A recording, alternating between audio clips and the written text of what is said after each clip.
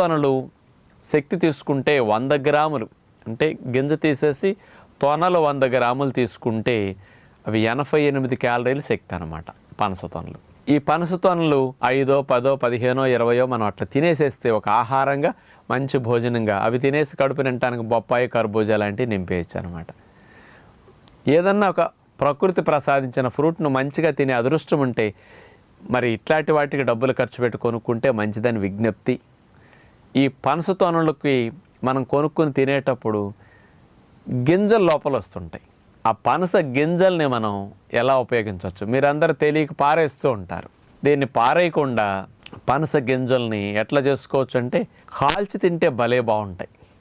నుప్పుల్లో వేసి కాల్చుకోవటానికి అవకాశం ఉంటే చేసుకోవచ్చు. నుప్పుల్లో వేయకుండా కూడా ఇప్పుడు మనకి మందపాటి మూకుళ్ళు ఉంటాయి, పూర్వం రోజులు గుంట మూకుళ్ళు, అలాంటి వాటిలో పెట్టేసేసి మీరు పైన